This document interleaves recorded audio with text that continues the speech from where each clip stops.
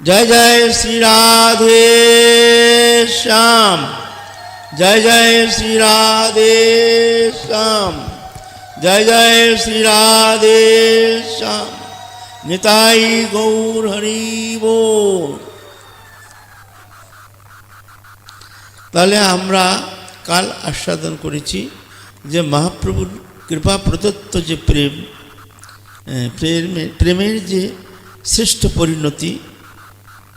প্রেমের তো অনেক দিক আছে, প্রেমের অনেক প্রকার প্রেম, জ্ঞানমিশ্র প্রেম, যোগনিষ্ঠ, যোগমিশ্রা ভক্তি, জ্ঞানমিশ্রা ভক্তি ইত্যাদি অনেক প্রকার ভক্তির সংজ্ঞা আছে। কিন্তু মহাপ্রভুর কৃপা প্রদত্ত যে অনর্পিত চরিচিরা, যা কোনো যুগে কোনো ভগবান এ বস্তু অর্পণ করেনি, সেটা হলো কি বস্তু? সেটা হলেন গিয়ে এই মঞ্জুরি প্রেম উপাসনা, মঞ্জুরি উপাসনা পদ্ধতি। ইতিপূর্বে কোনো ভগবৎ স্বরূপ এই উপাসনা পদ্ধতি জগতে দেননি। মহাপ্রভু করুণা অবতীর্ণ কলৌ সমর্পয়েত উন্নত উজ্জ্বল রসাম সভক্তি শ্রিয়াম, করুণা করে এই বস্তু প্রদানের জন্য জগতে অবতীর্ণ হয়েছেন। আর কি দিতে এসেছেন না? উন্নত উজ্জ্বল রস। সেই উন্নত উজ্জ্বল রস কি? রসশাস্ত্রে বলেন যে রাধা প্রেম হলো গিয়ে রসের অন্তিম শেষ পর্যায়, ওর পরে আর প্রেমের আর কোনো বিস্তার নেই। রাধারানী হলো মহাভাবময়ী রাধারানী। যেমন এখানে জীব সাধন করে শ্রদ্ধা, সাধুসঙ্গ, তারপরে ভজনের ক্রিয়া, তারপরে অনর্থ নিবৃত্তি, তারপরে নিষ্ঠা, রুচি, আসক্তি, ভাব, প্রেম, প্রেম পর্যন্ত এই শরীরে সে পেতে পারে। সেই প্রেম পাওয়ার পরে তাকে আরও আগে যেতে হবে। যদি নিত্য রাধারানীর সেই সেবায় যেতে হয়, নিভৃত নিকুঞ্জে গোলকে যে রাধাকৃষ্ণ যুগল বিহার করছেন, সেই নিকুঞ্জ সেবায় একমাত্র মঞ্জুরির একমাত্র অধিকার, ওখানে কোনো সখীর অধিকার নেই। কালকে আমরা আলোচনা করেছি সখী পঞ্চবিধ সখী। রাধারানীর যে সখী পঞ্চবিধ সখী। এক সখী, প্রিয় সখী, প্রিয় নর্ম সখী, প্রাণ সখী, নিত্য সখী। এসব নিত্য সখী রাধারানীর ধামে। এখানে সখী উপাসনা করে সেখানে রাধারানীর শ্রীকৃষ্ণের প্রেম সান্নিধ্য প্রাপ্ত করছে। কিন্তু এই যে মঞ্জুরি যারা, এরা কিন্তু একটু আলাদা, এদের সেবা আলাদা, ভাব আলাদা, প্রেম আলাদা। তো এখান থেকে প্রেম পর্যন্ত প্রাপ্ত করে এখানে সাধকের যে জড়চেতন গ্রন্থি, মানে প্রকৃতির সাথে পুরুষ চেতন সত্তার যে তাদাত্মতা, তদাত্মতার জন্য এই জীবের এই শরীরটা, এটা হলো জড়চেতন গ্রন্থির এই প্রকৃতির সাথে তদাত্মতার কারণে এই শরীরটা সক্রিয়তা, তাই না? শরীরটা আমি নই, কিন্তু মনে হচ্ছে যেন শরীরটাই আমি। তো এর উপরে উঠতে হবে। ওই ভাব প্রাপ্ত করতে গেলে তোমাকে মহাপ্রভু নির্দেশিত যে পন্থা, উপাসনা পদ্ধতি, গুরুচরণ পদাশ্রয় করে তাকে এই ভাবগুলো, এইসব ঘরগুলো উত্তীর্ণ হতে হবে। শ্রদ্ধা, সাধুসঙ্গ, ভজন ক্রিয়া। প্রথমে শ্রদ্ধা হয়। শ্রদ্ধা হলো ফাউন্ডেশন। শ্রদ্ধা যদি দুর্বল হয় তাহলে এই উপাসনা আগে গিয়ে টিকবে না, অসম্ভব। সাধুশাস্ত্র, গুরুবাক্যে দৃঢ় বিশ্বাস, অত্যন্ত দৃঢ় বিশ্বাস, এটা হল কি শ্রদ্ধার প্রাণকেন্দ্র। তারপরে সাধুসঙ্গ, তারপরে ভজন ক্রিয়া, গুরু প্রদত্ত নাম, জপ, ধ্যান, ধারণা, উপাসনা, স্তব, স্তুতি, বন্দনা। তারপরে নিষ্ঠা। তারপরে সাধন করতে করতে, আমি সংক্ষেপে একটু দিগদর্শন দিচ্ছি, তারপরে সাধন করতে করতে আসবে অনর্থ। পূর্ব জন্মার্জিত সব কর্ম ফলগুলো ওকে চেপে ধরবে। কেন তুমি অনেক ঋণ করেছো, কোথাও ঋণ করেছো খুব, এখন ঋণ করে তুমি এখন কোথাও অন্যত্র চলে যাচ্ছ। তো যাদের কাছে ঋণ নিয়েছো তারা দেখছে এ তো ঘর ছেড়ে চলে যাচ্ছে ভাই অন্যত্র। আগে ভাবছি যে ওখানে আছে, এখন না দিক পরে 2 দিন পরে দেবে, আর যাবে কোথায়? হ্যাঁ, তার ঘাড় ধরে আদায় করে নেব, তাকে দিতেই হবে। আচ্ছা ভাই পরে দেবো করে সে ঋণ করেছে, পরে দেবো করছে। ঠিক আছে ভাই থাক, এখন না দিক কদিন পরে দেবে।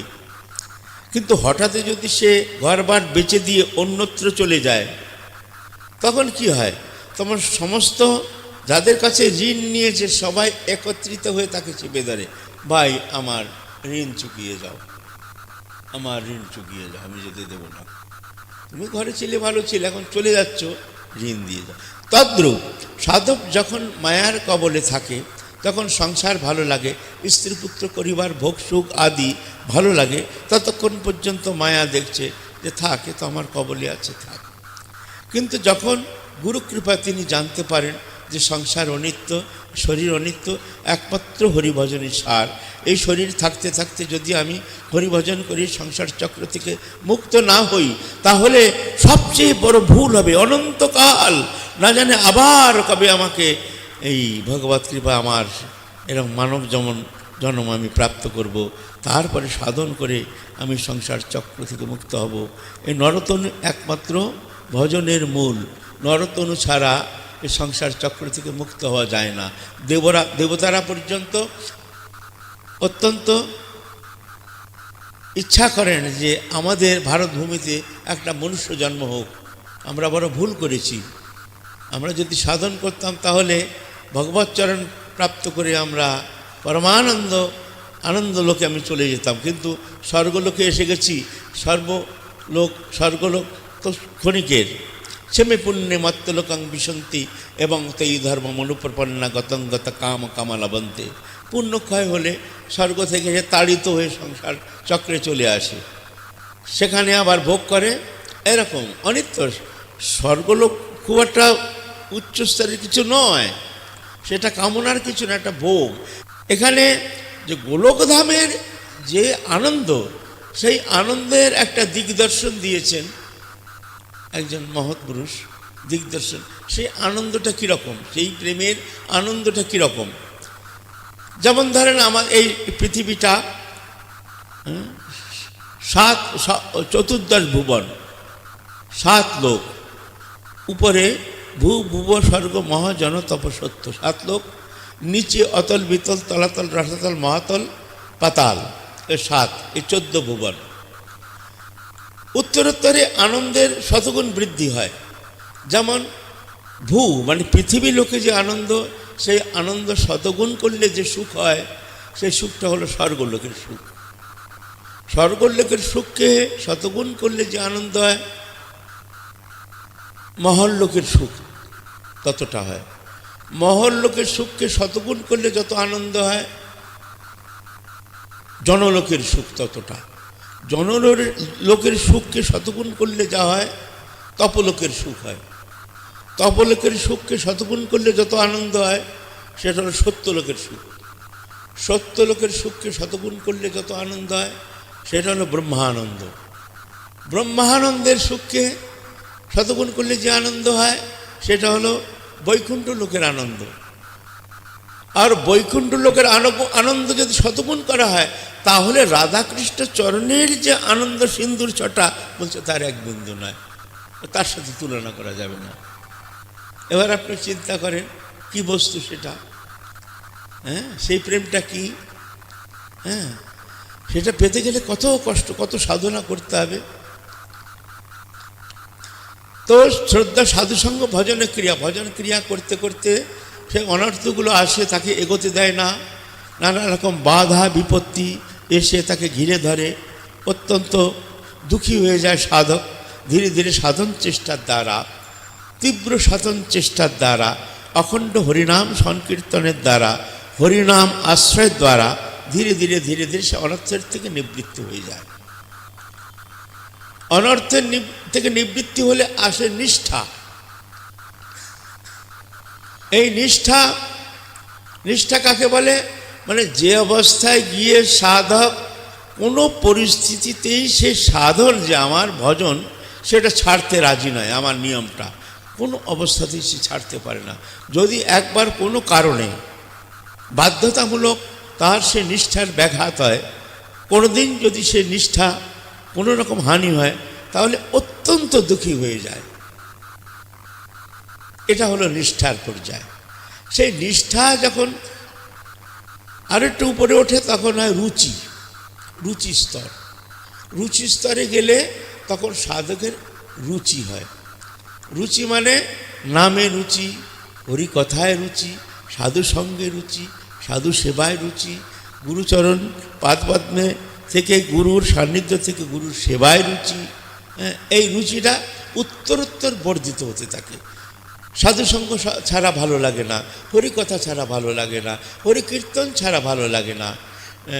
সারাদিন মনে হয় কোথায় যাব, কোথায় গেলে একটু হরিনাম শুনতে পাবো, কোথায় গেলে একটু হরিকথা শুনবো, কোথায় গেলে হরিকীর্তন শুনবো, কোথায় গেলে একটু সাধুসঙ্গ আমি সেখানে গিয়ে হরিকথা শ্রবণ করার আমার একটুখানি সুযোগ হবে। এইরকম চঞ্চল হয়ে যায়। এই রুচির অবস্থা। রুচি যখন পরিপক্ক দশায় যায় তখন আসক্তি। এই আসক্তি দশায় যখন সাধক যায়, একটুখানি জেনে নিন। এই লক্ষণগুলো জানলে আপনি নিজে বুঝতে পারবেন আপনি কোন স্তরে আছেন। এটা নিজেই বুঝতে পারবেন। আপনাকে বলতে হবে না যে আপনি এই স্তরে আছেন, বা এখানে খুব আনন্দেরও কোনো ব্যাপার নেই, সন্তুষ্টিরও কোনো কারণ নেই। আপনি মহান, আপনি মহান উত্তম, আপনি পরম বৈষ্ণব, এ কথায় তৃপ্ত হওয়ার কোনো কারণ নেই। যদি আমি অন্তর্জগতের হৃদয়ে হাত দিই, আমি নিজেই বুঝতে পারবো আমি কোন স্থিতিতে আছি। এখন আমাকে যদি কেউ একজন মহান বানিয়ে দেয় তা তো হবে না। লেকিন আমরা এত অভিমানী যে ওই একটু সবাই স্তুতি করে, একটু বন্দনা করে, আদর করে, সম্মান করে, তাতে আমি মুগ্ধ হয়ে যাই। আমি কখনো কখনো মনে করে বসি আমি অনেক উচ্চকোটি, যার জন্য আমাকে সবাই আদর করছে। বাস্তবে তা নয়। এটা অত্যন্ত বিঘাতক সাধকের ক্ষেত্রে। যদি এতাদৃশ্য তার ভিতরে অহংকার এসে যায়, তাহলে সাধন জগতে সে আর এগোতে পারবে না। ওখানে তো বিনম্রতা আসবে, আমি কোথায় রয়েছি, হে গোবিন্দ দেখো এরা স্তুতি করছে, হে গোবিন্দ আমার অভিমানকে নষ্ট করে দাও, আমার অভিমানকে নষ্ট করে দাও। আসক্তি স্তরে গেলে কি অবস্থা হয়? আসক্তি স্তরে গেলে সাধকের, যেমন আমরা ভজন করি, স্বাভাবিক আমার মনটা বিষয় কাননে রমণ করতে থাকে।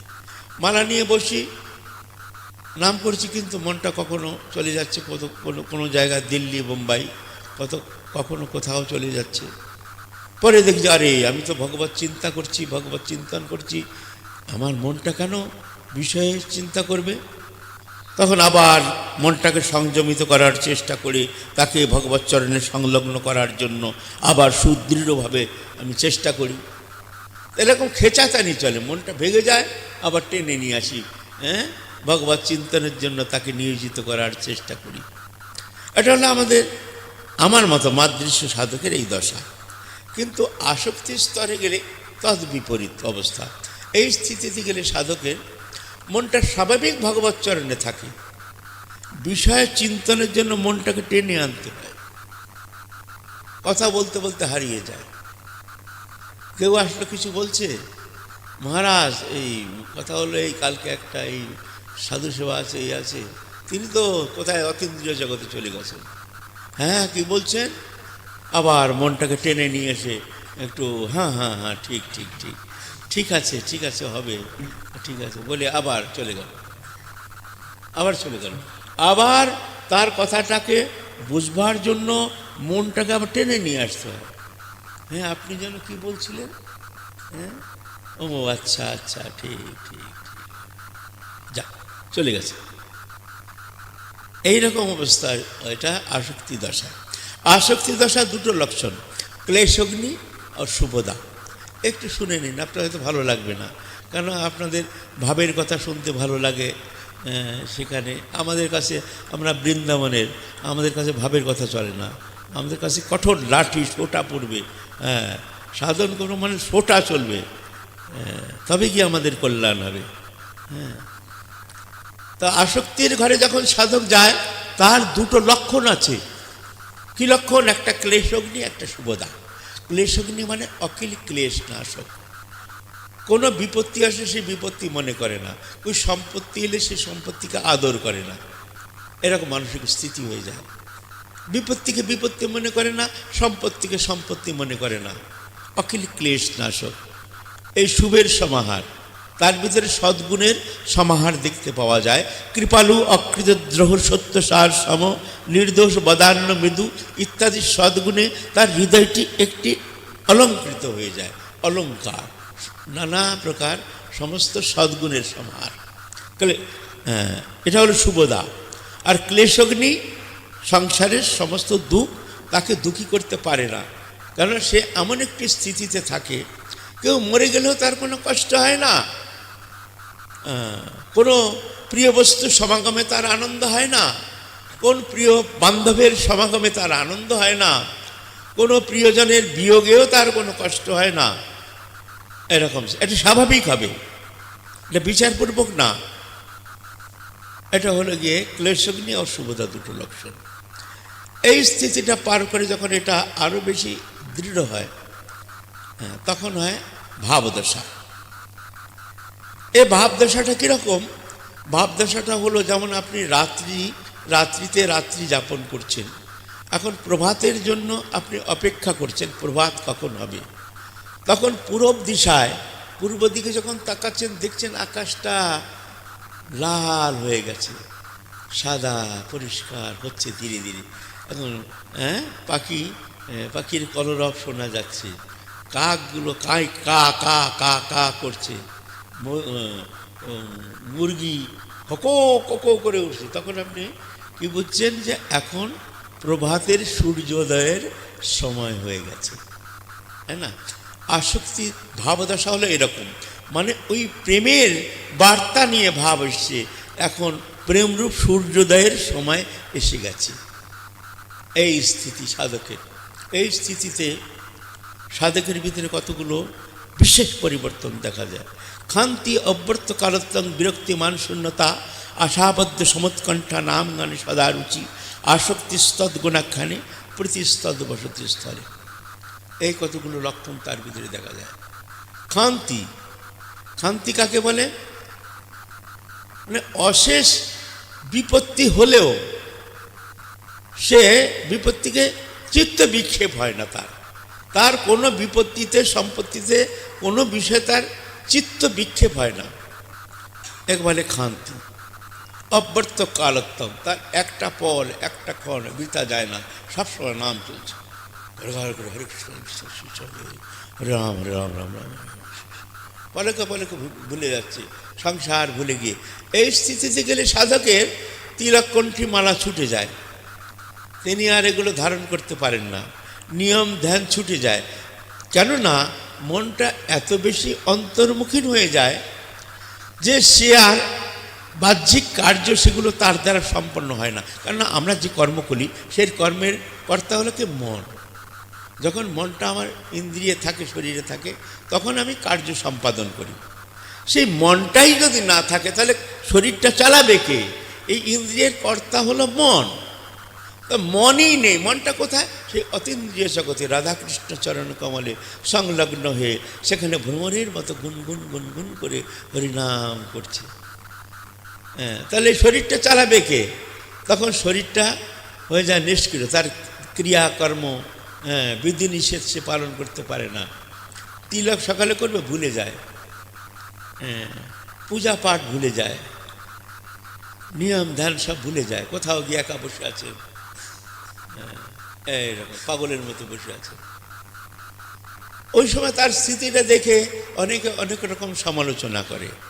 কেউ বলে এ আগে ভালো ছিল, ভজন করতো, কিন্তু মাথাটা খারাপ হয়ে গিয়ে একদম ভজন ভজন ছুটে গেছে। আর কেউ বলে না, কেউ ধুতরা ঠুতরা কেউ খাইয়ে দিয়েছে, ওর মাথাটা খারাপ হয়ে গেছে। কেউ বলছে না না, কেউ আবার নিন্দুক যারা তারা বলে না না, ও মহা অপরাধী। সেদিন আমি যাচ্ছি, আমি বললাম মহারাজ দণ্ডবাদ, সে আমার দিকে তাকালোই না।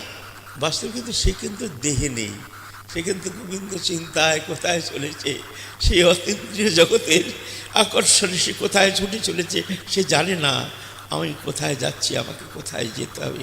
একটা অদৃশ্য অতীন্দ্রিয় শক্তি তাকে টেনে নিয়ে যাচ্ছে। চলো এখন বোধহয় সেই গিরিরাজ তরাটিতে বোধহয় কৃষ্ণ এসেছেন, বোধহয় কৃষ্ণ সেখানে গোচরণ করছেন। তখন একটা অদৃশ্য শক্তি টেনে নিয়ে যাচ্ছে, উন্মত্তের মতো ছুটে চলেছে কৃষ্ণ অন্বেষণে। যদি দেখা পাই, যদি একবার তার দেখা পাই। সে জানে না কে আদেশ নাম করছে, কে দণ্ডবাদ করছে। আমাকে দণ্ডবাদ করলো, আমি কিন্তু কোনো বুঝতেই পারছি না কে আমাকে দণ্ড। সে মনে করছে আমাকে উপেক্ষা করলো। মহা অপরাধী, মহা অপরাধী। এই সময় তার ক্রিয়াকর্ম কেউ বুঝতে পারে না। খান্তি অভ্যর্থ কালোত্তম বিরক্তি। বিরক্তি মানে দেহ দৈহিক ভোগ্য পদার্থের প্রতি অনাসক্তি, মানে ইচ্ছারাহিত্য, একে বলে বিরক্তি। মানে শরীর এবং শরীর সম্বন্ধী স্ত্রী পুত্র কুটুম্ব পরিবার এবং তৎসম্বন্ধী দেহ গেহ ধন জন বৃত্ত বৈভব বিষয় সম্পত্তি সম্পূর্ণ বস্তু পদার্থের প্রতি পূর্ণ বৈরাগ্য, মানে ইচ্ছারাহিত্য। এই ইচ্ছারাহিত্যকে বলে বৈরাগ্য। বৈরাগী ঘর ছেড়ে জঙ্গলে গেলে বৈরাগী হয় না, বৈরাগ। রাগ মানে আসক্তি ভোগ্য পদার্থের প্রতি। যার নাই সে হলো বৈরাগী। বৈরাগী আপনিও হতে পারেন, ঘরে থেকে একজন সুন্দর বৈরাগী হওয়া যায় যদি আপনার ভিতরে কৃষ্ণানুশীলন ছাড়া দৃশ্যমান দেহদেহী বস্তু পদার্থের প্রতি কিঞ্চিত আসক্তি না থাকে, ভালো না লাগে, আপনি একজন মহাবৈরাগী ঘরে থেকে। বৈরাগী কিন্তু ঘর ছাড়লে বৈরাগী হয় না। বিরক্তি মান শূন্য, বিরক্তি একে বলে বিরক্তি, মান শূন্যতা। কে সম্মান করলো, কে অপমান করলো, এই সম্মান অপমান বোধটা অহংকার থেকে উৎপন্ন হয়। অহংকারের দুটো বৃত্তি, একটা চিৎবৃত্তি, একটা জড়বৃত্তি। জড়বৃত্তি মানে শরীরটা আমি, চিৎবৃত্তি মানে শরীরটা আমি নই। জড়বৃত্তি শরীরটা আমি, আমার কে না স্ত্রী পুত্র কুটুম্ব পরিবার। চিৎবৃত্তি আমি শরীরটা নই, তো আমার কে, আমার রাধারানী।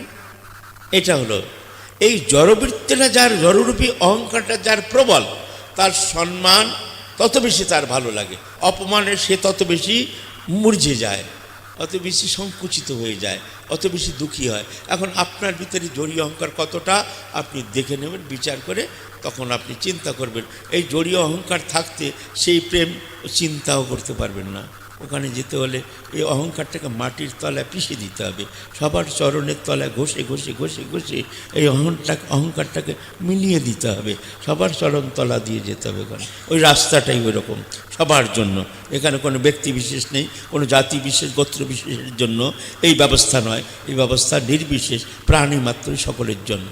যদি সেই প্রেম পাওয়ার কিঞ্চিত মাত্র তোমার ভিতরে স্পৃহা থাকে, তো মান শূন্যতা, তখন মান শূন্যতা এসে যায়। কারণ শরীরটা আমি নই, তার চিৎ জগতের সাথে সম্বন্ধ হওয়ার জন্য তখন আর মান অপমান কিছুই, সে কেউ জুতো মারলেও সে আর দুঃখী হয় না, মনে হয় ভালোই হয়েছে, ভালোই হয়েছে। আমি তো, যারা মহৎ পুরুষ তাদের ভাবনাটা কীরকম, কেউ যদি অপমান করে গালি দেয় সে কী ভাবে, হ্যাঁ ওর খুব ভালো, ভালো হয়েছে, আমার অনেক অহংকার না, এই অহংকারটাকে দূর করার জন্য গোবিন্দ এর মাধ্যমে আমাকে গালি দিল।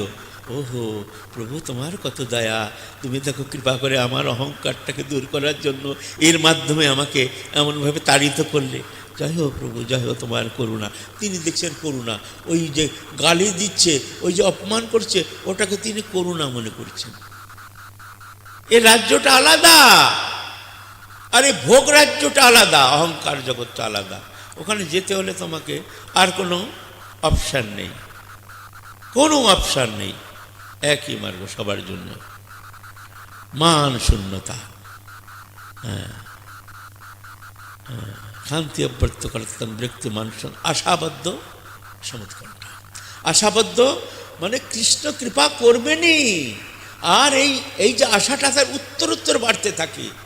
আজ হলো না কাল হবে, আজকে ঘুমিয়ে আছে, কোনো রকম ঘুম ঘুম ভাঙার পরে কালকে হয়নি, আজকে আমার রাধারানী আসবে নিশ্চয়ই, যুগল কিশোর এসে আমাকে দর্শন দিয়ে আমাকে কৃতার্থ করবেন, আজ অবশ্য দর্শন দেবেন।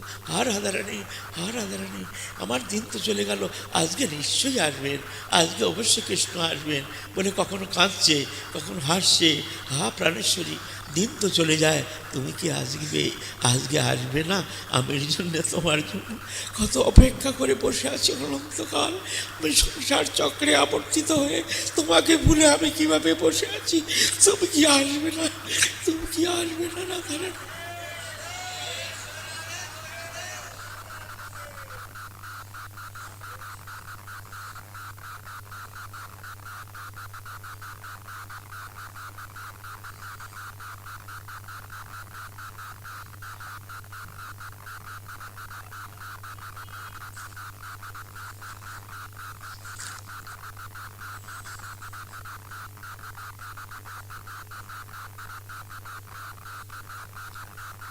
আমরা তো তৃপ্ত, আমাদের সেই আমরা সংসারেই আমরা তৃপ্ত।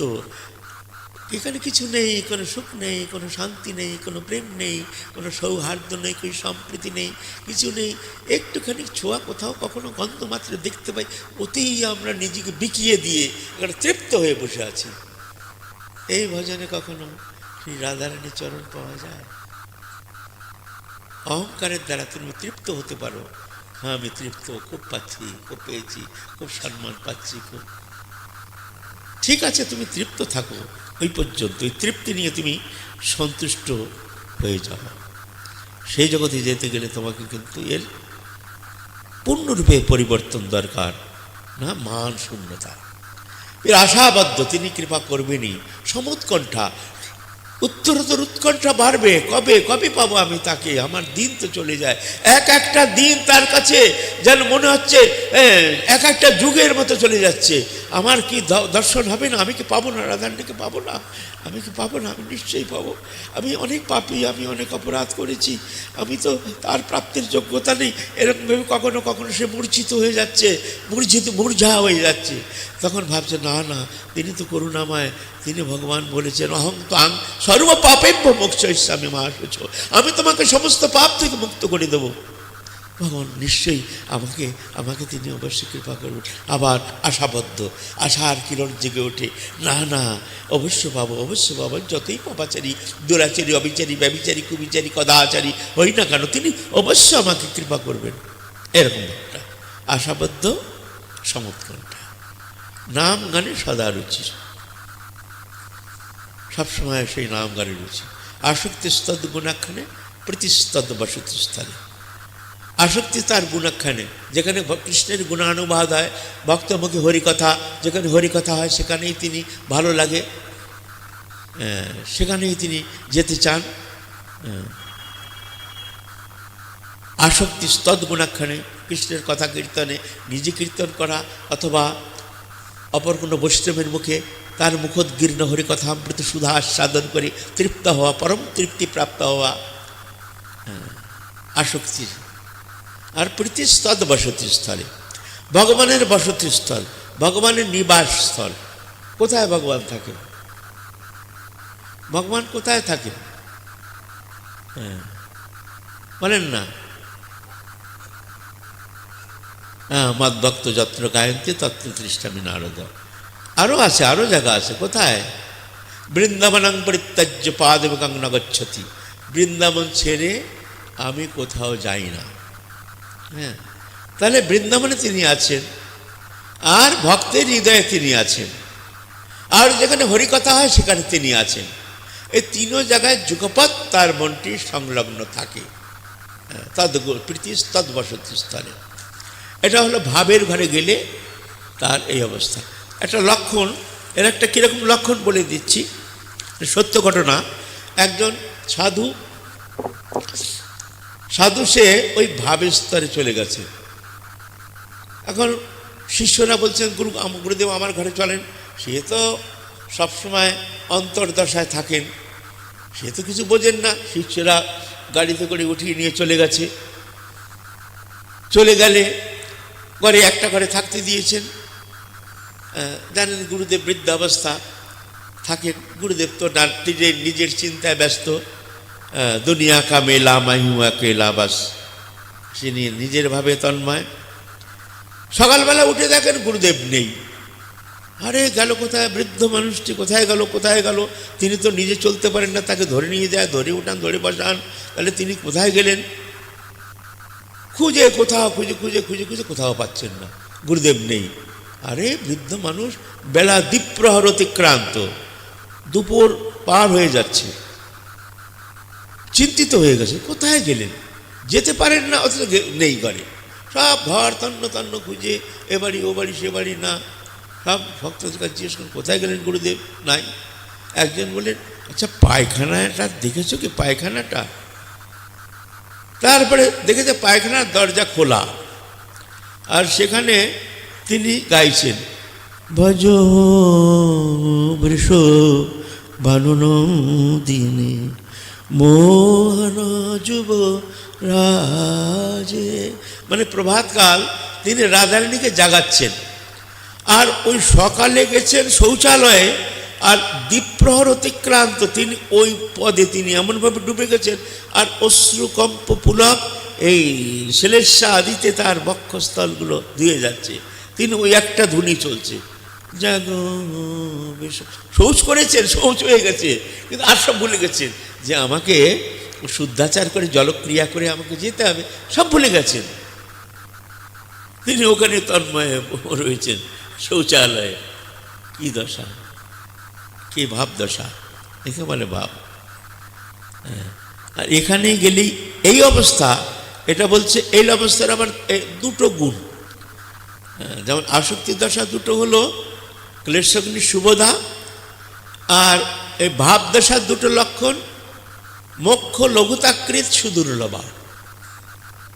মোক্ষ লঘুতাকৃত মানে ব্রহ্মানন্দকেও ফিকা করে দেয়, ব্রহ্মানন্দ কিছু নয়, লক্ষ্য ব্রহ্মানন্দ এর কাছে কিছু নয়। হ্যাঁ, মোক্ষ লঘুতাকৃত সুদুর্লভ, সুদুর্লভ, সুদুর্লভ পাওয়া যায় না এই স্থিতিতে আসা কোনো সহজ কথা নয়, এটা শুধু দুর্লভ নয়, সুদুর্লভ এই ভাবদশা। এটাও কিন্তু নিরাপদ ভূমি নয়। নিরাপদ ভূমি কাকে জানেন? যে ভূমিতে গেলে সাধকের কোনো অবস্থাতেই আর সংসার চক্রে ফিরে আসতে হয় না, তাকে বলে নিরাপদ ভূমি। বলে সেটা কোন পর্যায়ে গেলে হয়? সেটা হলো এর পরবর্তী যে প্রেম পর্যায়, প্রেম পর্যায়ে যাওয়ার পরে যখন সাক্ষাৎভাবে রাধাকৃষ্ণ যুগলের সাক্ষাৎ কৃপা প্রাপ্ত হয়ে তিনি তাদের অনাবৃত দর্শন করেন, তখন গিয়ে তার সেই জড়চেতন গ্রন্থি মুক্ত হয়ে সে নিরাপদ ভূমিতে যায়। ওই পর্যায়ে গেলে তার কখনো যদ্গত্তা না নিবর্তন্তে তদ্ধাম পরমং মম, যেখানে গেলে আর কখনো ফিরে আসতে হয় না, ওটা হলো নিরাপদ ভূমি। এই আসক্তির পর্যায় থেকেও তাকে ফিরে আসতে হয় না, জেনারেলি হয় না, সাধারণত হয় না, কখনো কখনো রেয়ার কেস। যেমন ভরত রাজা ভরত এই স্তরে গিয়েছিলেন, কিন্তু একটি হরিণ শাবকের মোহে পড়ে তার হরিণ হয়ে জন্ম নিতে হয় বলে আচার্যগণ বলেন যে তিনি ভাব পর্যায়ে পৌঁছে গিয়েছিলেন, যেখান থেকে শুধু একটি মায়া মোহ মমতার কারণে তাকে আবার পুনরাবর্তন করতে হয়েছে সংসার চক্রে। বলতে সময় লাগবে, তবে একটুকে হালকা বলি। ভরত রাজা চক্রবর্তী রাজা, আর তখন এরকম চতুরাশ্রম ছিল, ব্রহ্মচর্য, গারস্থ, বানপ্রস্থ, সন্ন্যাস। তিনি সন্ন্যাস নিয়ে সংসার পরিত্যাগ করে চলে গেছেন জঙ্গলে, হিমালয়ের পাদদেশে গিয়ে তিনি একটি ঝোপড়ি বেঁধে জঙ্গলে তপস্যা করছেন। তপস্যায় তিনি অনেক উচ্চস্তরে পৌঁছে গেছেন। একদিন গণ্ডকী নদীতে গিয়ে তিনি স্নান করতে গেছেন ব্রহ্ম মুহূর্তে, সেই সময় একটি গর্ভবতী হরিণী জল খেতে এসছে, হরিণ, আর উপর থেকে একটি গর্জনা করেছে, একটি বাঘের গর্জনা, ব্যাঘ্রের গর্জনা। সেই গর্জনা শুনে হরিণটা এমন একটা লাফ দিয়েছে যে গর্ভপাত হয়ে গেছে, আর হরিণটা তর্পে তর্পে মরে গেছে। আর ওই গর্ভ থেকে পতিত হয়ে এই শাবকটা ভেসে চলেছে জ্যান্ত। ভরত মহারাজ দেখলেন, আরে এটা অঘটন হয়ে গেল। তিনি তাড়াতাড়ি ওটাকে ধুয়ে মুছিয়ে সাফ করে নিয়ে ওকে কোলে করে নিয়ে চলে গেছে। আর এটাকে কোথায় কোথায় ফেলবো, তাকে বাঁচাবার জন্য তিনি গ্রামে যান, পাতার দোনায় ওটাকে চামচের মতো করে একটু একটু দুধ খাইয়ে ওকে ধীরে ধীরে ওকে বাঁচিয়ে তুলেছে। এরকম বাঁচিয়ে তুলে এখন ভাবছেন যে একে ছেড়ে দেবো কোথায়, তো বাঘে খেয়ে ফেলবে, চলো থাক আমার কাছেই থাক। তখন কি হয়, ওকে নিয়ে ঘাস পাতা নিয়ে এসে খাওয়ানো। ভজন কিন্তু এখন ধীরে ধীরে ছুটে যাচ্ছে, ওর প্রতি একটা মোহ মমতা এসে ওর হৃদয়কে আকর্ষিত করছে, আর ভগবত চরণে যে তার প্রেম প্রীতি সেটা ধীরে ধীরে নষ্ট হয়ে যাচ্ছে, বুঝতে পারছেন না। এইভাবে এমন আকৃষ্ট হয়ে গেল সে হরিণ শাবকের প্রতি। আর হরিণ শাবকটাও ভরত রাজাকে ছেড়ে, ভরত মহারাজকে ছেড়ে কোথাও যায় না। তিনি ভজন করেন, পিছিয়ে এসে সেইটা দিয়ে এরম করে গুতায়, দেখে একটু করে, খুব আনন্দ লাগে। তখন হরিণটাকে পাশে রেখে তার কাঁধের উপর হাতটা দিয়ে নাম করছে।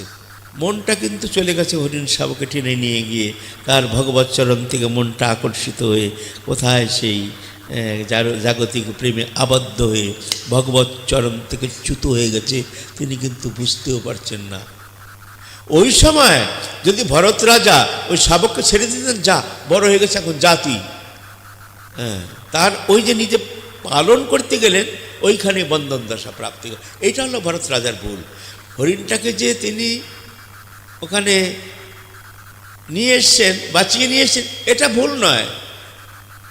হরিণটাকে যে পালন করে তাকে রেখে দিয়েছেন, ওইটা হলো ভুল। এই মায়ামোহ, এমনি মায়ামোহ মমতা এটা ছাড়ে না, এটা আসক্তি স্তরেও থাকে, গন্ধমাত্র। এটা আসক্তি স্তরে গন্ধমাত্র থাকে। সেই জন্য এটাও নিরাপদ ভূমি না। তারপরে হরিণ শাবকের মোহে এমন হয়ে গেল, একদিন ভিক্ষা করতে গিয়ে এসে দেখে হরিণ শাবকটি নেই। হয়তো কোনো বাঘটা খেয়ে গেছে, অথবা ওর হরিণ অন্য কোনো হরিণ আরও এসে সাথে করে নিয়ে গেছে, কিছু একটা হয়ে গেছে, হরিণ নেই। হরিণের চিন্তায় ধীরে ধীরে ও বিমারগ্রস্ত হয়ে গেল। আর এত অভিনিবেশ, এত দৃঢ় অভিনিবেশ হরিণের প্রতি, ও চোখ খুলে হরিণটাকে দেখছে, বিকারিত হচ্ছে, বিমারগ্রস্ত হয়ে গেল একদম হরিণের চিন্তায়। বিকার, চন্দ্রমা চাঁদকে দেখছে, ও তুই আমার হরিণকে নিয়ে গেছিস, ওই যে তোর ভিতরে কালো কালো, ওইটা আমার হরিণ, তুই আমার হরিণকে নিয়ে গেছিস। বিকার। দেখেন সাধকের কোথা থেকে পতন হচ্ছে। একটা হরিণ শাবক তার ওই উচ্চস্তরের স্থিতি, যা যোগীন্দ্র মনীন্দ্র জ্ঞানীন্দ্রের আদির যে স্থিতিতে যাওয়ার জন্য চেষ্টা করে, যেখানে পৌঁছতে পারেন না, সেই স্থিতির থেকে একটি হরিণ শাবক তার মোহে মোহিত হয়ে দেখেন কীভাবে চ্যুত হয়। আর আমরা এইভাবে সংসার জগতে এত আমার নিজ প্রিয়জনের সান্নিধ্য থেকে কি করে সেখানে যাব। ওই সময় তার মৃত্যু হয়। জং জং বাপি শরণ ভাবং ত্যাজেত্তন্তে কলেবরম তং তমে বৈতি কৌন্তিয়ত সদা তদ ভাবাভাবিত। অন্তিমকালে যে ভাব চিন্তন করতে করতে শরীর ছাড়ে, সেইভাবে তন্ময়তার জন্য তাকে সেই রকম জন্ম হয়। হরিণের চিন্তা করতে করতে মারার জন্য হরিণ শাবক হয়ে জন্ম নিল। হরিণ শাবক হয়ে জন্ম নিয়ে কিন্তু সে জাতিস্বর, সে সাধন করার জন্য তার ওই স্মৃতিটা রয়েছে যে আমি ভজন করতে এসেছিলাম, কিন্তু হরিণের মোহে পড়ে আমাকে আবার হরিণ হয়ে জন্মাতে হলো। সেই জন্য ওই অনুতাপের সাগরে ডুবে গেল যে হে প্রভু, এবার যদি মানবতনু পাই, আমি সংসারের সাথে কোনো সম্বন্ধ রাখবো না, কোনো ব্যবহার রাখবো না। আমি প্রতিজ্ঞা করছি, একবার যদি আমি মানবতনু পাই। তখন কি হলো, মুনি ঋষিদের আশ্রমে থাকে। মুনি ঋষিরা দেখেন, আরে হরিণটা তো ভালো, তো কোথাও যায় না, ওরা রুটি দেয়, যা কিছু খায় সেই দেয়, ওই খেয়ে থাকে, হরিকথা হয়, সেখানে বসে থাকে। বাহ, হরিণটা তো খুব সুন্দর, এখানেই থাকে। সময় এসে গেছে 6 মাস তিনি ওইভাবে ছিলেন। জেনে গেছে আমার মৃত্যু সময় আসন্ন। গণ্ডকী নদীতে গিয়ে এখানে কণ্ঠ সংলগ্ন জলে গিয়ে হরিচিন্তা করতে করতে সে নিষ্ক্রান্ত হয়ে গেছে। এটা সাধারণ নয়, এটা মহাযোগীর অবস্থা। হরিণ শাবক বলে এটা মনে করবেন না তার পশু জন্ম হয়েছে। ওরকম পশু জন্ম যোগীন্দ্র মুনীন্দ্রের সম্ভব নয়। যেখানে জাতিস্বর হয়ে, যেখানে ভগবত সান্নিধ্য, সেখানে সাধুর সঙ্গে থেকে তিনি হরিকথা শ্রবণ করছেন, এইভাবে স্বেচ্ছায় শরীর ত্যাগ দিচ্ছেন। এটা কিন্তু লোকশিক্ষার জন্য জড়ভরতের এই উপাখ্যানটা, এটা কিন্তু আপনারা মনে করবেন না যে সে একটা নিকৃষ্ট জনম, পশু জনম হয়েছে। যাক, আমাদের ওই বিষয়ে ওই দিকে আমরা যাব না, আমরা একটু আগে যাব, হ্যাঁ না। তারপরে জড়ভরত হলো। জড়ভরত মানে ওর পূর্ণ জ্ঞান আছে, কিন্তু সংসারে ওই জড়ের মতো থাকতো, কথা বলতে পারে না, মা বাবাকে চেনে না, চেনে তো আর কিছু বলতে পারে না, জানে সব, বলতে পারে সব। যখন উপনয়ন সংস্কার করবে, তার ব্রাহ্মণ ডাকলো, এর এই তো ব্রাহ্মণের সন্তান, একে তো কমসে কম তো উপনয়ন সংস্কার হওয়া উচিত। তাকে তখন গায়ত্রী মন্ত্র দিচ্ছে, ওম ভূর্ভুবঃ স্বঃ তৎসবিতুর্বরেণ্যং ব্রহ্ম দিবৈ ধান্য ওং ভূর্ভুবঃ স্বঃ তৎসবিতুর্বরেণ্যং ভর্গো দেবস্য ধীমহি তন ধিয়োসি, এই মন্ত্রটা না। তা ওং ভূ ভুব উচ্চারণই করতে পারে না, ওং বলে ও বল, ওং ভূ ভুব স্বা, ওম ভূ ভূ ভা ভূ, এরকম উচ্চারণই করল না, যা এর উপরে সংস্কার হবে না। ওই হলো জড়ভরতের উপাখ্যান, হ্যাঁ না। তো এই যে ভাবদশা, এই দশাও নিরাপদ ভূমি নয়। এর উপরে প্রেমের স্তরে, যেই প্রেমের স্তরে গেলে সাধক, হ্যাঁ, যেমন এই যখন সাধক রুচি স্তরে যায়, তখন কৃষ্ণপ্রীতি বহুদেশবর্তিনী, নিষ্ঠায় কৃষ্ণপ্রীতি বহুদেশবর্তিনী, মানে 12 আনা না, কৃষ্ণপ্রীতি নয়, শরীর প্রীতি বহুদেশবর্তিনী মানে 12 আনা, আর কৃষ্ণপ্রীতি 4 আনা। যখন রুচি স্তরে যায়, তখন কৃষ্ণপ্রীতি বহুদেশবর্তিনী আর শরীর প্রীতি একদেশবর্তিনী, মানে 4 আনা। ভগবৎ চরণে 12 আনা মন লাগে, শরীরের প্রতি 4 আনা মন থাকে। ধীরে ধীরে শরীর সম্বন্ধী বস্তুর থেকে তার মনটা হাঁটতে থাকে। তারপরে যখন আসক্তি স্তরে যায়, তখন কৃষ্ণপ্রীতি পূর্ণ, শরীর প্রীতি গন্ধমাত্র। তখন কৃষ্ণের প্রীতিটা পূর্ণ হয়ে যায়, আর শরীর প্রীতি একটু গন্ধমাত্র থাকে। তখন যখন ভাবের স্তরে যায়, তো কৃষ্ণপ্রীতি আত্যন্তিকী, না রুচি আসক্তি স্তরে কৃষ্ণপ্রীতি পূর্ণ, শরীর প্রীতি একদেশবর্তিনী 4 আনা থাকে। আর ভগবৎ চরণে 12 আনা চলে যায়। আসক্তি স্তরে কৃষ্ণপ্রীতি, এই ভাবের স্তরে কৃষ্ণপ্রীতি পূর্ণ 16 আনা, শরীর প্রীতি গন্ধমাত্র। আছে কি নেই, শরীরটার বোধই হয় না। তারপরে প্রেমের স্তরে কৃষ্ণপ্রীতি পরমাত্যন্তিকী, শরীর প্রীতি নীল, শূন্য, এই প্রক্রিয়া আসে। তো এই প্রেম দশায় গিয়ে সাধক তখন এত বেশি ব্যাকুলিত হয়ে যায়, সেই অবস্থায় গেলে তার সাধকের কি কি অবস্থা হয় সেখানে বলছেন।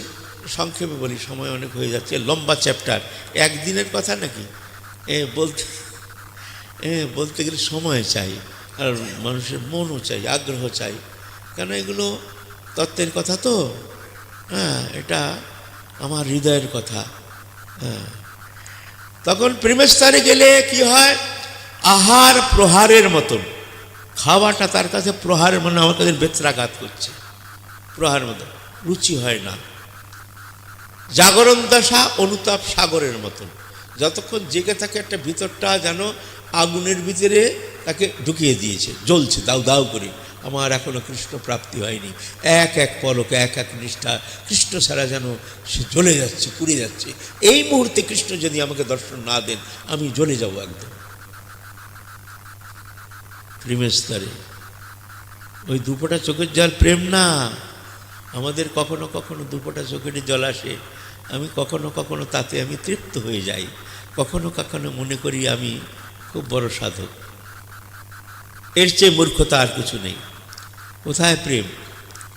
সেই প্রেমের স্তরে গেলে জাগরণ দশা অনুতাপ সাগরের মতো। আর কখনো কিঞ্চিত সময়ের জন্য যদি নিদ্রা হয়, নিদ্রা জীবন বিধ্বংসী মৃত্যু তুল্য।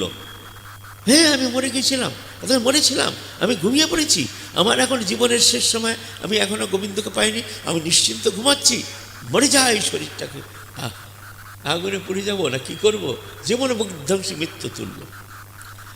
সংসার জলশূন্য কূপের ন্যায়। এই সংসারে যে এত ভোগ্য পদার্থ রয়েছে, কোনো ভোগ্য পদার্থ তার মনকে কিঞ্চিত সময়ের জন্য তাকে তৃপ্তি বিধান করতে সম্ভব নয়, তৃপ্তি বিধান করতে পারবে না, পারে না।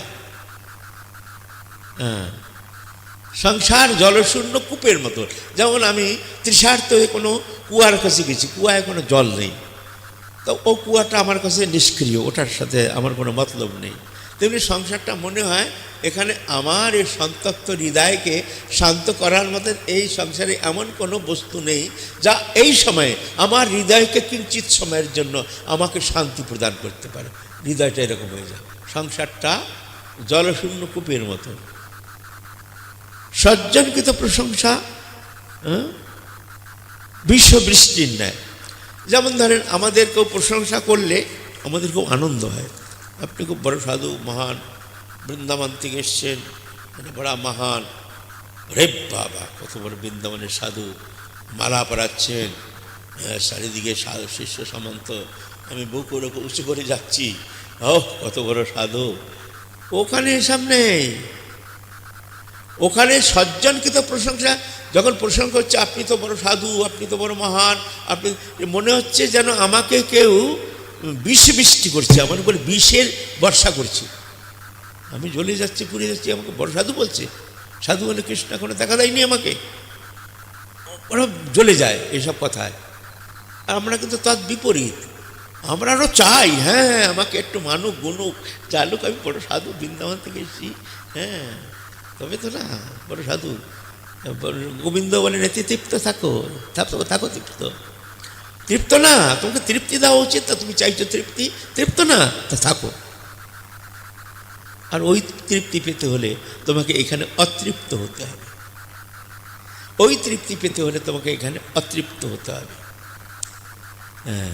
এইরকম এইরকম অবস্থা। তার অবস্থার অনেকগুলো লক্ষণ, এখন সেগুলো তো এখন অল্প সময় কি করে বলবো। তারপরে হলো প্রেমের পর্যায়ে। এই প্রেমের পর্যায়ে, প্রেমটা যখন পরিপক্ক হয় তখন সে উন্মাদিত হয়ে যায়, উন্মত্তে না, সে তখন স্থান পাত্র কিছু জানে না, কখনো নগ্ন হয়ে বহির্বস্ত্রহীন হয়েই সে তখন চলছে, কখনো পাগলের মতন, ক্ষুধা তৃষ্ণা নেই। কখনো যাচ্ছে এই রাধাকুণ্ডে যাচ্ছে, ছুটে যাচ্ছে, যদি রাধারানীর দেখা পাই, ওখান থেকে চলছে, ছুটে চলছে, কখনো গিরিরাজ তারাটিতে যদি কৃষ্ণের দেখা পাই, সেখানে গিয়ে দুপুরের সময় রৌদ্রে এইভাবে জ্বলতে জ্বলতে যাচ্ছে পাগলের মতন, কৃষ্ণকে দেখবো, কৃষ্ণ গোচরণ করতে এসছেন, সেখানে গিয়ে দেখলো কৃষ্ণ নেই, গোচরণ কিছু নেই, সেখানে ক্লান্ত শ্রান্ত ক্লান্ত ঘুমিয়ে পড়লো, সেখানে দেখছেন কৃষ্ণ এসেছেন, এসে তাকে সান্ত্বনা দিচ্ছেন, আর চোখের জলে বুক ভাসিয়ে বলছে কৃষ্ণ, ও দেখছে যেন সাক্ষাৎ কৃষ্ণ এসেছে, কৃষ্ণ তুমি এসেছো, আমি অনন্তকাল তোমার জন্য অপেক্ষা করে বসে আছি, তুমি আজকে এসেছো, আমি যে অনন্তকাল তোমার জন্য বসে আছি, আজকে তোমার সময় হলো।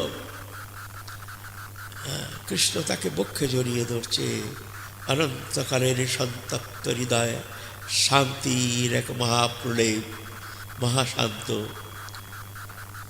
ঘুমিয়ে পাচ্ছে। তারপর হঠাৎ ঘুম ভেঙে গেল, দেখলো যে না কিছুই নেই, কৃষ্ণ তো আসেনি। হায় হায়, তুমি আমাকে ঠগালে, তুমি আমাকে ঠগালে, তুমি স্বপ্নের ভিতরে এসেছো, তুমি সাক্ষাৎ আসোনি। আবার উন্মত্ত প্রায় এইরকম খেলা চলে তখন। ভক্ত ওই কৃষ্ণের কথা সাক্ষাৎ, কিন্তু ভগবান ওই টেরা, তো চরণ টেরা না, স্বভাব ওই রকম টেরা, বেকা টেরা, ও বেকা, অত সহজ নয়। মহা দুঃখ দেয়, খুব ভালো নয়, রংটাও কালো। তারপরে এক সময় গিয়ে তাকে তখন নিরাবৃত তার স্বরূপ তখন দেখা দেন। তখন তাকে প্রথমে তার সৌরভ্য, প্রথম তার অঙ্গগন্ধে সাধকের তখন আনন্দ মূর্ছা হয়, কারণ ওই যে দিব্য শক্তিটা ওটা ধারণ করতে পারে না, সে মূর্ছিত হয়ে যায়। তখন ভগবান আবার তাকে শক্তি সঞ্চার করে, সে উঠে বসে, তখন আবার সৌশর্য, তখন কণ্ঠস্বর শুনতে পায়, গোবিন্দ স্বয়ং তার সাথে কথা বলে, সৌরভ্য সৌশর্য। তারপরে কারুণ্য, আবার আনন্দ মূর্ছা, আবার কারুণ্য শক্তি। তারপরে পূর্ণভাবে তাকে অঙ্গীকার করেন, আপন আপন সাধন অনুসার যেখানে সখ্যভাব সেখানে তাকে বক্ষে ধারণ করেন, যেখানে বাৎসল্য ভাব সেখানে তার মাতা পিতা ভেবে তার কোলে গিয়ে বসেন, মা তাকে বক্ষে ধারণ করেন, যেখানে মাধুর্য রসের উপাসনা তাকে বক্ষে ধারণ করে, তখন চুম্বন আদির দ্বারা তাকে সম্পূর্ণভাবে তৃপ্ত করেন। এই রকম এই পূর্ণ তৃপ্তি, পূর্ণ অবস্থা প্রাপ্তি, বাস এটা হলো অন্তিম সাধনা। এরপরে সাধক চলবে আবার মৃত্যুর পরে স্নেহ মান প্রণয় রাগ অনুরাগ ভাব মহাভাব দশা প্রাপ্তির জন্য আবার কোনো এক গোপী গর্গবে জন্ম নিয়ে রাধারানী আর সখীদের প্রেম সান্নিধ্য প্রাপ্ত করে সেখানে সেই অবস্থায় যাবে। সেখান থেকে দিব্য স্বরূপ প্রাপ্ত করে ওই যে কৈঙ্কর্য স্বরূপ, যে স্বরূপটা রাধারানীর প্রদত্ত স্বরূপ, সেটা কেমন? সেটা আমাদের মুরলী বিলাসে প্রকাশ করছেন জাহ্নবী মাতা। জাহ্নবা কহে বাপু শুনো সাবধানে, বাবল্লাসা রতিমাত্র হয় বৃন্দাবনে। বৃন্দাবন স্থান সেই দেবের অগোচর, সবে মাত্র বিলসিত কিশোরী কিশোর। শ্রীরূপ মঞ্জরী আদি শ্রীরতি মঞ্জরী, সদাকাল রহে সেবা দিবা বিভাবরী। শ্রীমতীর সমাসবে দেহভেদ মাত্র, এক প্রাণ এক আত্মা সবে রাধাতন্ত্র। সেই শরীরটা, সেই স্বরূপটা কেমন? শ্রীমতীর সমা মানে ডিটো রাধারানী, সাক্ষাৎ রাধারানী। চিন্তা করতে পারেন মঞ্জুরি স্বরূপটা কি? মঞ্জুরি শ্রীমতীর সমা, একদম same to same ditto Radharani. দেহভেদ মাত্র, শরীরটারই ভেদ, আর কোনো ভেদ নেই। এক প্রাণ এক আত্মা, ওই এক আত্মাও একটা প্রাণও একটা। ওখানে যেভাবে তরঙ্গিত হচ্ছে সে ওইভাবে মঞ্জুরির হৃদয়ে এসে ওটা তরঙ্গায়িত হচ্ছে, একই তরঙ্গ। রাধারানীর পিপাসা পেয়েছে, মঞ্জুরি জানতে পেরে গেছে রাধারানীর পিপাসা পেয়েছে। সুবর্ণ গ্লাসে সুবাসিত জল নিয়ে এসে নিজ হস্তে রাধারানীকে পান করাচ্ছেন, রাধারানী তৃপ্ত হচ্ছে। খুব গরমের সময় যখন খুব গরম লাগে, ঘর্মাক্ত কলেবার হয়ে যখন সে শ্রান্ত ক্লান্ত হয়ে যান, সেই সময় যখন এক গ্লাস শীতল জল দেওয়া হয়, সেটার আনন্দ নির্জলা করেছো? তাহলে বুঝতে পারবে গরমকালে নির্জলার পরে এক গ্লাস জল কি আনন্দ দান করে। সেই আনন্দটা যত সুখ পায় বৃষভানুর নন্দিনী, তার শতগুণ সুখ আস্বাদে সঙ্গিনী। রাধারানী যতটা আনন্দ পাচ্ছেন, সেই আনন্দ শতগুণে গিয়ে সঞ্চারিত হচ্ছে ওই মঞ্জুরির ভিতরে। ওর নিজের কোনো সাধন চেষ্টা নেই, নিজের কোনো প্রাপ্তির ইচ্ছা নেই। তার সাধন চেষ্টা প্রাপ্তি একমাত্র রাধারানীর সুখ সম্পাদন। নিজস্ব কোনো ইচ্ছাই নেই, আমি কিছু পাবো এই ইচ্ছা না। তবে কি চাও তুমি? আমার রাধারানী কি করে প্রসন্ন হবেন? তিনি খুশি তো বাস, শতগুণ খুশি হচ্ছেন। যেমন ধরেন এখন অনেক কিছু বলতে ইচ্ছে করে, কটা বাজে বলেন তো, আর একটু সংক্ষেপে বলি। ধরেন মঞ্জুরির সেবাটা, রাধারানীকে নিকুঞ্জ ভবনে নিয়ে যাচ্ছে, হাত ধরে মঞ্জুরি নিয়ে যাচ্ছেন, নিয়ে গিয়ে রত্ন সিংহাসনে রাধারানীকে বসিয়েছেন নিকুঞ্জ ভবনে। হ্যাঁ, যেখানে কারো কোনো প্রবেশ অধিকার নেই, বৃন্দাবনের আর কারো ওখানে প্রবেশ অধিকার নেই, একমাত্র রাধারানী এবং তার সহচরীগণ। হ্যাঁ, প্রিয় নর্ম সহচরী ললিতা বিশাখা চিত্রা ইন্দুলেখা চম্পকলতা রঙ্গদেবী তুঙ্গবিদ্যা সুদেবী, এ হলো প্রিয় নর্ম সহচরী। আর প্রাণসখী এরা হলেন রূপমঞ্জুরি, রতিমঞ্জুরি, বিলাস মঞ্জুরি, কস্তুরী মঞ্জুরি, মঞ্জুলা আলী মঞ্জুরি, রসমঞ্জুরি, গুণমঞ্জুরি, লবঙ্গ মঞ্জুরি। এদের অধিকার আছে। সেখানে রাধারানীকে নিয়ে গেছেন, এখন সেবায় আছেন। কিন্তু রাধারানীর মনটা কীরকম যেন বিমনা বিমনা, হাসছেন, কিন্তু হাসির ভিতরে যেন প্রাণের স্পন্দন খুব কম দেখা যাচ্ছে না। হাসছেন যেন সবাই হাসছে, আমি একটু হাসছি, দেখছেন, কিন্তু নেত্রটা যেন কোন অচিন্ত্য জগতে যেন কার অনুসন্ধানের জন্য, কাকে দেখার জন্য সেই নেত্রটা যেন এইভাবে পিপাসার্থ হয়ে এদিক ওদিক দেখছেন। মঞ্জুরি দেখছেন, মঞ্জুরি কিন্তু আনন্দ হচ্ছে না।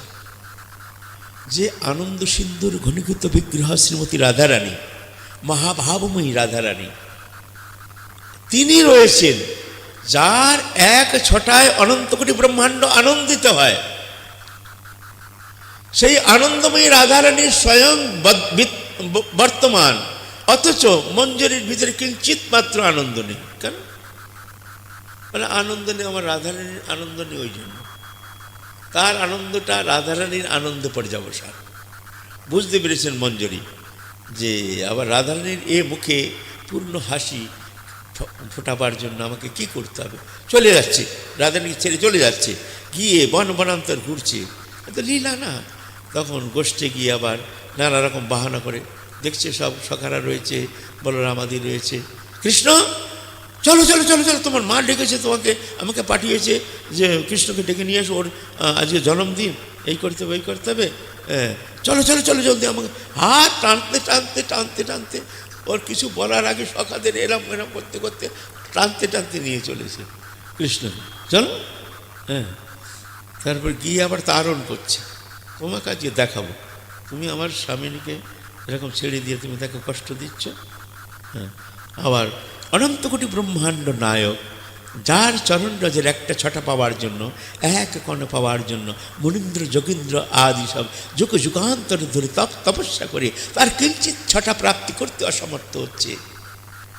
আর সে অনন্ত কোটি ব্রহ্মাণ্ড নায়ক, অখিল রসামৃত সিন্ধু, ভুবন পাবন ভুবন মোহন কৃষ্ণ, তিনি মঞ্জরির কাছে হাত জুড়ে দাঁড়িয়ে আছে।